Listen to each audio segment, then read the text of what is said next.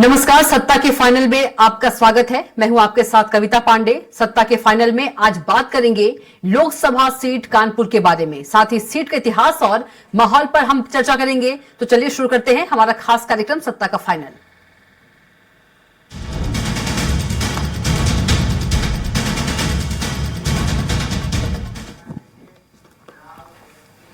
गंगा किनारे बसे औद्योगिक शहर कानपुर के वोटरों का मिजाज हमेशा से अलग रहा है।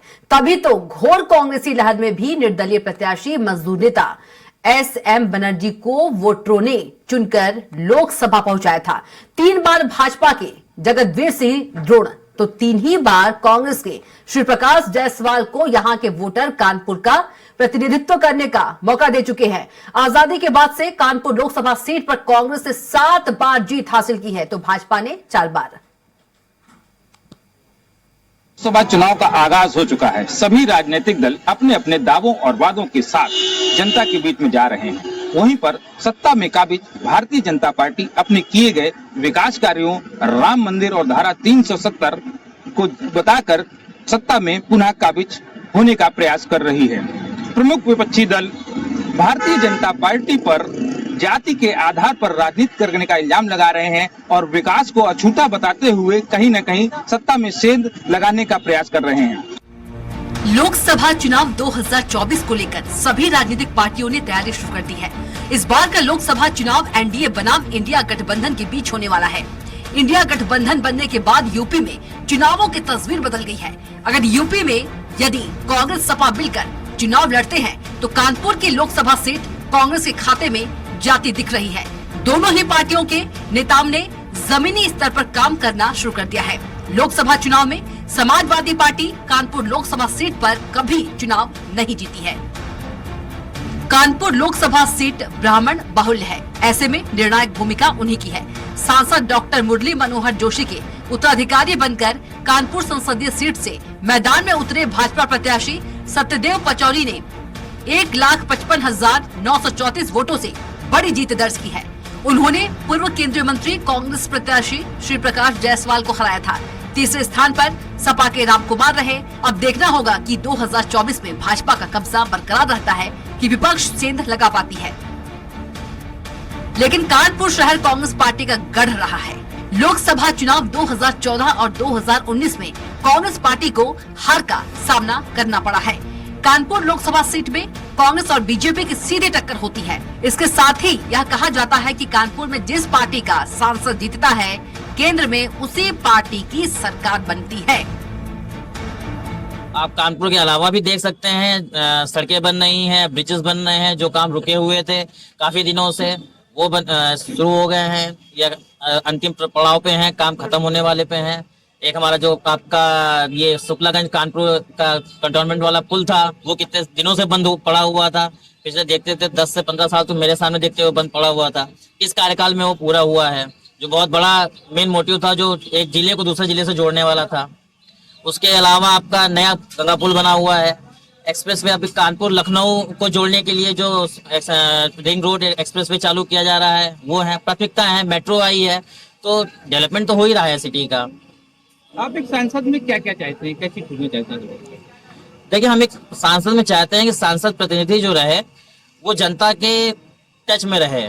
जनता जैसे विधायक जनता दरबार लगाते हैं उस तरह से सांसद को भी जनता दरबार लगाना चाहिए। अपने जिले में मौजूद रहना चाहिए जनता की समस्याओं को सुनने के लिए। ऐसा नहीं है कि विधायक ही सब कुछ करे और सांसद कुछ ना करे। अक्सर होता ऐसा ही है कि सांसद जो होता है वो मौजूद नहीं रहता जिले में। चुनाव के दौरान ही, चुनाव के आसपास के माहौल में वो आता है, अपना माहौल बनाता है और इलेक्शन जीतता है और निकल लेता है। और बाकी विधायक यहाँ अपने जन समस्याओं को सुनते रहते हैं और काम करते रहते हैं। सर, मैं तो देखता ही नहीं हूँ किसी कार्यकाल को। मैं तो देखता हूँ कि डेवलपमेंट हो रहा है। दूसरी चीज, हम लोग तो चूंकि ब्राह्मण हैं तो हम लोग तो भाजपा ही हैं और भाजपा को ही वोट देते हैं आंख मूंद कर। कोई भी हो, कैसा भी हो, जो राम को लाए हैं हम उनको लाएंगे, बाकी कुछ नहीं। अच्छा, ये तो 70 साल से चल रहा है और चलता ही रहेगा। अच्छा, लोकसभा का आगाज हो गया है, सभी लोग अपने अपने दावे वादों के साथ आप लोगों के बीच में आएंगे। क्या प्रमुख मुद्दे हैं? भाई साहब, 2014 के बाद से आप खुद ही देख रहे हैं कि कितना डेवलपमेंट, और इतना डेवलपमेंट मैं जानता हूं कि 70 साल में कांग्रेस की सरकार में नहीं हुआ। तो डेवलपमेंट आप खुद ही देख रहे हैं, उसको कहने की क्या जरूरत है? अच्छा, किस तरीके का प्रत्याशी चाहते हैं इस बार? आप लोग संसद में क्या खूबियां देखते हैं? ये सांसद की अपनी एक अलग सिस्टम है, वो अपना अलग चीजों को फॉलो करता है। मैं तो ये चाहता हूँ जितने भी लोग जिस जिस जगह पर बैठे हैं वो अपने कार्य को, अपने दायित्वों को पूरी तरीके से ईमानदारी से निभाएं, तो वो अपने आप सब सुव्यवस्थित हो जाएगा। अच्छा, आप दल को प्राथमिकता देते हैं कि जो प्रत्याशी होगा उसको प्राथमिकता दें? नहीं, मैं हिंदुत्व को प्राथमिकता देता हूँ, ना दल को देता हूँ ना प्रत्याशी को। जो हिंदुत्व के प्रति कार्य करेगा हम उसके साथ। देखिए, कानपुर के मुद्दों को तो आज तक कोई हल ही नहीं कर पाया। कानपुर में इतने मुद्दे हैं, विकास का, सड़कों का, सब जो है इस तरीके के जो है यातायात का, अतिक्रमण का, कोई सांसद नहीं मुद्दा हल कर पाया। अच्छा, कानपुर के प्रमुख मुद्दे क्या? कानपुर के प्रमुख मुद्दे देखिए, बिजली, पानी, सड़क, चिकित्सा, शिक्षा, इन मुद्दों को कौन हल कर पाया आज तक? जिसमें चिकित्सा और शिक्षा तो मुख्य है, और रोड के, सड़कों के हाल आप खुद ही देख रहे हैं घूम के। आप ये बताइए कि लोकसभा प्रत्याशी के तौर पे दल को ज्यादा प्राथमिकता देंगे या व्यक्ति विशेष को प्राथमिकता? देखिए, दल और व्यक्ति विशेष दोनों को प्राथमिकता दी जाती है। व्यक्ति भी काम करने वाला हो, दल भी ऐसा हो कि जो कि टिकाऊ हो। अच्छा, उत्तर प्रदेश में भाजपा की सरकार है, अभी तक केंद्र में भी भाजपा की सरकार है। डबल इंजन की सरकार से कितना लाभ मिलता देखते हैं? डबल इंजन की सरकार से देखिए जो है, व्यापारियों को तो कोई लाभ नहीं है। व्यापारी तो जो है व्यापार गर्त में जा रहा है डबल इंजन की सरकार में। बाकी और जो कुछ है वो सब अच्छा है। आप किस तरीके का प्रत्याशी कानपुर में चाहते हैं जो आपकी समस्या हल कानपुर का प्रत्याशी ऐसा हो कि जो कि चौमुखी विकास, कानपुर को स्मार्ट सिटी घोषित कर दिया, और स्मार्टता कहीं है ही नहीं।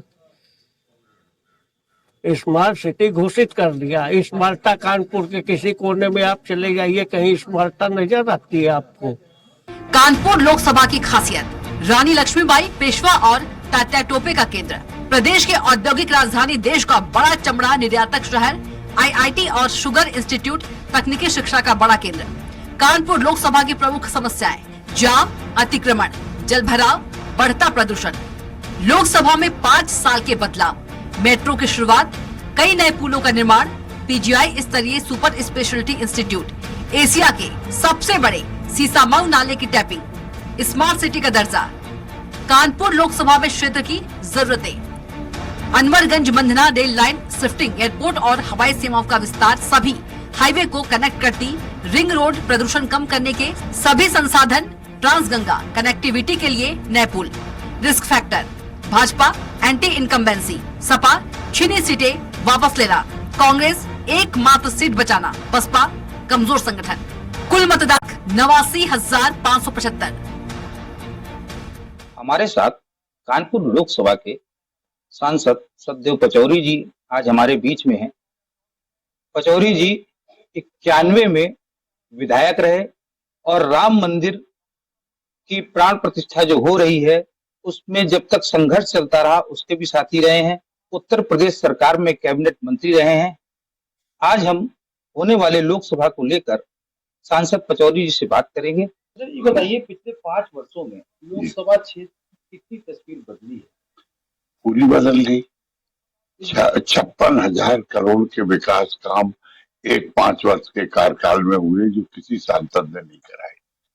मैं एयरपोर्ट कभी सोचा था कानपुर में एयरपोर्ट बनेगा? रिंग रोड 93 किलोमीटर का रोड 10,000 करोड़ रुपए से बनने जा रहा है। दूसरे, पनकी पावर हाउस 1 से 10 यूनिट की एक इकाई थी जो आधी बंद रहती थी आधी चलती थी।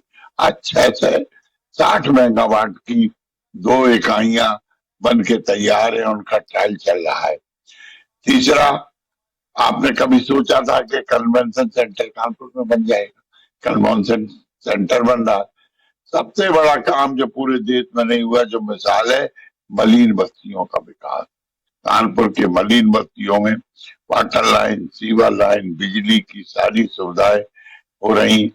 और सबसे बड़ा एक प्रोजेक्ट और लाया हूं मलिन बस्तियों के लिए कि जो मलिन बस्तियां जहां हैं वहीं पर उनकी मल्टी स्टोरी बनेंगे और उनको फ्री में सरकार आवास बना के देगी।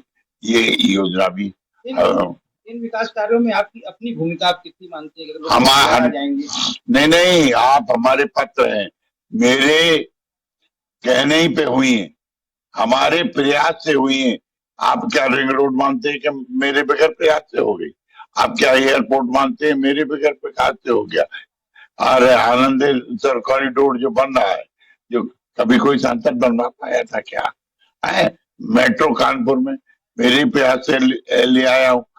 7 से 60 करोड़ का कानपुर का रेलवे स्टेशन का पुनरुद्धार हो रहा, क्या इससे पहले हुए थे? बता दो।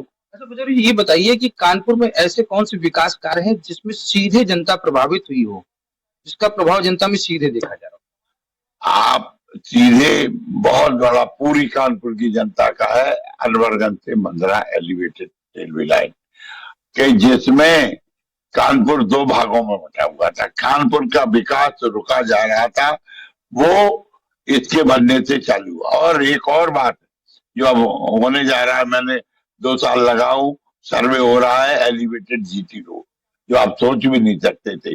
और इन सबसे जो मैं विकास के काम कर रहा हूँ, इनसे कानपुर का फायदा है। रिंग रोड है, सारा बाहर का ट्रैफिक बाहर डाइवर्जन हो जाएगा, तो ये ट्रैफिक जाम की समस्या का बहुत हल होगा। दूसरे कानपुर से लखनऊ का एक्सप्रेस भी जो बनने जा रहा, तो ये विकास बिगड़ सांसद के थोड़ी होते। अभी मैंने मांग की है ट्रामा सेंटर की, कानपुर में एक नया ट्रामा सेंटर बनना चाहिए जैसा लखनऊ में। देखिए आज तक कोई भी कानपुर की समस्या का मांग ही नहीं रखता था केंद्र में। जब मांगोगे नहीं तो आपको मिलेगा क्या? है। पचौरी जी, लोकसभा में आपकी उपस्थिति लगभग कितने प्रतिशत रही है और किन किन मुद्दों को आपने कानपुर की लोकसभा में अब तक उठाए? ये बहुत अच्छा प्रश्न किया है। पहला प्रश्न मैंने उठाया था लोकसभा में, ये बीआईसी कर्मचारियों का भुगतान का, जो 6.5 कर्मचारी थे जिससे 7 साल से वेतन नहीं मिला, और मैंने सीधे 0 आवर में उठाया था।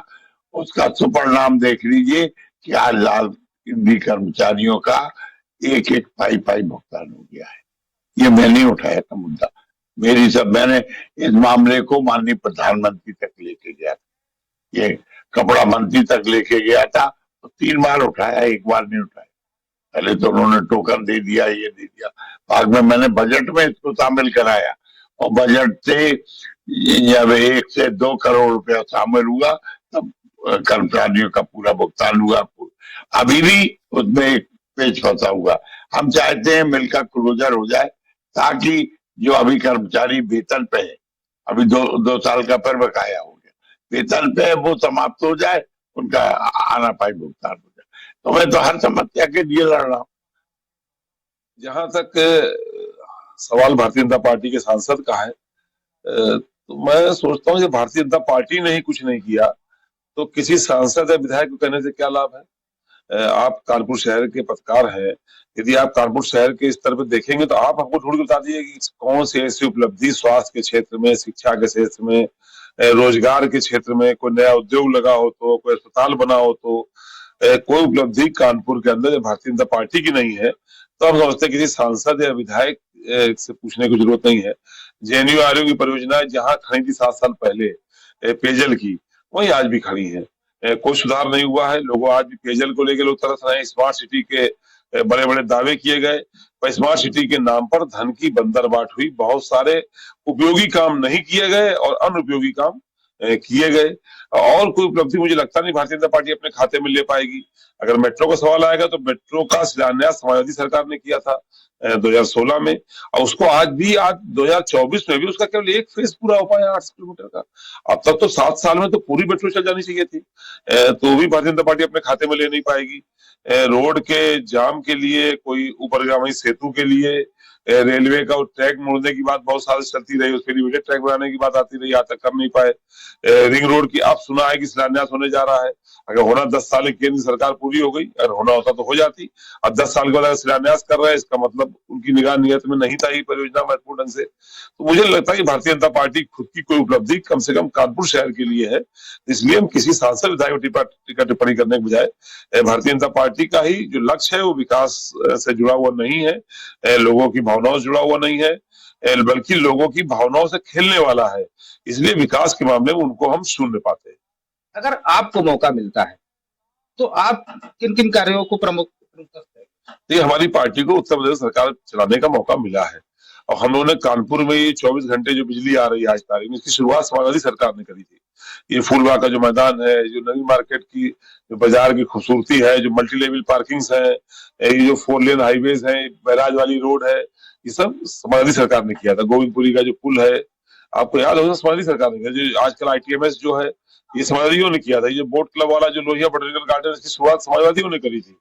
तो हम लोगों ने मोती झील का ये म्यूजिकल फाउंटेन वाला हिस्सा है, ये जो चिड़ियाघर है हमारा, उसको हम लोगों ने बेहतर बनाया था। तो हम लोग फिर मौका मिलेगा। हम लोगों ने हाईलाइट में भी काम किया था, नीरो का वार्ड बनाया था, आर्थो का बर्न वार्ड अधूरा छूट गया, तो आज तक 10 साल बाद भी अधूरा पड़ा हुआ है। तो इसलिए हम लोग फिर मौका मिलेगा तो हम लोग कानपुर के बेहतर स्वास्थ्य के लिए, बेहतर पढ़ाई के लिए, लोगों के जनजीवन बेहतर हो, बेहतर पेयजल हो, शिक्षा हो, ये सीवरेज अच्छा हो, इसका इंतजाम हम लोग करके लोगों के जीवन को सुगम बनाने का काम करें। कानपुर संसदीय क्षेत्र की प्रमुख मुद्दे कौन कौन? आज तक जाम सबसे बड़ा मुद्दा, जाम और प्रदूषण। जाम और प्रदूषण के मुक्ति के तक हम लोग काम नहीं करेंगे, शहर का जनजीवन और व्यापार हम लोग ठीक नहीं कर पाएंगे। गंगा आज भी स्वच्छ नहीं हो पाई। जो नाले तय किए गए थे, नाले कहीं गंगा में ओवरफ्लो कर गिर रहे हैं, या अगर उनको पाइपलाइन से पंप करते हैं वाजीपुर तक तो रास्ते में फूट जाते हैं, सिविल लाइन हमारा सिविल लाइन बन जाता है। तो जो नालों की टैपिंग है, कोई नया तरीका निकालना पड़ेगा जिससे कम से कम STP बना करके इनका जल शोधन यहीं पे कर दिया जाए, या फिर नाले की डिजाइन चेंज करनी पड़ेगी कोई। गंगा के प्रदूषण मुक्ति का इंतजाम करे बगैर कानपुर का कल्याण नहीं हो सकता। प्रदूषण और जाम को दूर करे बगैर हम लोग आगे नहीं बढ़ सकते। बिजली के ट्रांसमिशन के जो अंडरग्राउंड सिस्टम हम लोगों ने बनाए थे, उसको सरकार आगे नहीं बढ़ा पाई है। तो बिजली का ट्रांसमिशन बेहतर करना पड़ेगा, रोजगार के साधन सुलभ करने पड़ेंगे, और फिर सुरक्षा के इंतजाम। जो पुलिस आज बेलगाम हो गई है और अपराधी छुट्टा घूम रहे हैं और भले लोग पुलिस से डरने लगे हैं, इन व्यवस्थाओं पे हम लोगों को काबू कर पाना पड़ेगा, तभी हम लोग कानपुर की बेहतरी का इंतजाम कर सकते हैं। वर्तमान सांसद का जो कार्यकाल है बहुत संतुष्टदायक नहीं है। जनता की बहुत अपेक्षाएं थी और उसमें कुछ कार्य उन्होंने किए और कुछ में वो पूरे नहीं पड़े, मगर जनता में बहुत ज्यादा इनके प्रति मतलब कोई अच्छा रिस्पांस नहीं है। यदि आपको मौका मिलता है लोकसभा पहुंचने का तो कौन कौन से मुद्दे होंगे? इन पे ओवर ब्रिज बनाया जाए, उनको उसमें करके पुल बना के निकाला जाए, ट्रैफिक को पास किया जाए। तो सबसे बड़ी समस्या जो ट्रैफिक की है उसके लिए नंबर 1 पे हम लगेंगे। नंबर 2 पे जो युवाओं के लिए जो रोजगार की बात है, जो यहाँ पे MSME सेक्टर की उद्योग हैं, इनमें बहुत सी दिक्कतें हैं। अगर इनकी दिक्कतें खत्म कर दी जाए तो हजारों लोग रोजगार पा सकते हैं। उनकी उस लड़ाई को लड़ने का काम करेंगे। तीसरा, जो छोटे व्यापारी हैं उनका व्यापार बिल्कुल चौपट है। सब ऑनलाइन के व्यापार के कारण सब बिल्कुल बहुत डिस्टर्ब है। कोई भी अपने खर्चे नहीं पूरे कर पा रहे, बैंक का ब्याज नहीं दे पा रहे, सैलरी नहीं दे पा रहे, और जो अपने दुकान के किराए भी नहीं दे पा रहे हैं, उन सब के लिए इस तरह की नीतियां बनवाएंगे जिससे छोटे व्यापारी अपने परिवार को चला सकें। महिलाओं के साथ जो अपराध हो रहा है उसके लिए भी चाहेंगे कि पुलिस इतनी मुस्तैद रहे, सड़कों पर हर जगह CCTV कैमरे लग जाएं, जिससे कि अपराध का नियंत्रण हो सके, जिससे महिलाओं के साथ और लोगों के साथ अपराध ना हो। ये बातें प्राथमिक हमारी हैं, प्राथमिकता के साथ जिनके लिए काम करेंगे। कानपुर के ऐसे कौन से प्रमुख मुद्दे हैं जिनको आप जो है प्रमुखता से लेते हैं और उनको हल करने के क्या उपाय? सबसे बड़ी आपसे कहा, सबसे बड़ी अतिक्रमण का और जाम की समस्या सबसे बड़ी पब्लिक के साथ है, सबसे बड़ी। इसके अलावा जो युवाओं को रोजगार नहीं है, जिसकी मैंने अभी आपसे बात कही, रोजगार के लिए इतनी योजनाएं बनवाएंगे क्योंकि कानपुर औद्योगिक शहर है, यहाँ बहुत बड़ा रोजगार का हब हो सकता है, रोजगार दिया जा सकता है, बहुत बड़ा हो सकता है, मगर इसके लिए कोई सरकारी नीति या समर्थन उनको नहीं है। अगर उसको होता है तो यहाँ पर रोजगार पूरक ये शहर हो जाएगा, किसी भी तरह उत्तर प्रदेश में बिल्कुल टॉप पे आ जाएगा। उसके लिए लड़ाई लड़ेंगे। भारतीय जनता पार्टी सरकार में कानपुर को मेट्रो मिली, मेट्रो सिटी का तमगा मिला, एयरपोर्ट मिले ओवरब्रिज मिले और सुपर स्पेशलिटी हॉस्पिटल मिले, वहीं पर कानपुर के प्रमुख मुद्दे जस के तस नजर आ रहे हैं।